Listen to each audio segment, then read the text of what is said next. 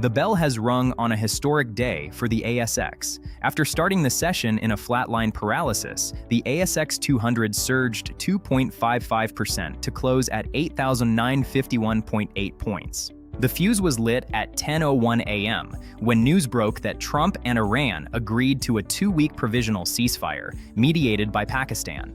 The 8:01 p.m. New York ultimatum was replaced by a diplomatic off-ramp, and the war premium that has been choking the market for weeks evaporated in minutes. I'm Jay, and this is the anatomy of the biggest peace dividend rally of the decade. When fear exits, growth explodes. Guzman y Gomez continued its monster run, surging another 12.38% to 2025's. It's officially the highest velocity momentum stock on the board. In tech, NextDC rocketed 4.76% to $13.20, while ProMedicus jumped 8.28% to $132.08 after locking in a massive $23 million US cloud imaging contract. Even Telix joined the party, up 2.72%. This wasn't just a bounce, it was a high-volume re-rate of the entire growth sector. The most fascinating move today was the split in the hedges. Northern Star surged 7.07% to $23.93. Usually, gold falls when the index rallies, but the smart money is keeping the bunker door open, wary of that 14-day deadline.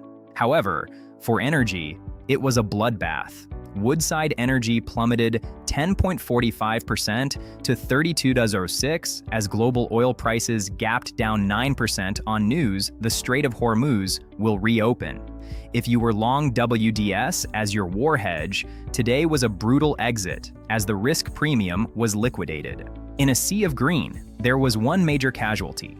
DroneShield crashed 13.53% to $3.45.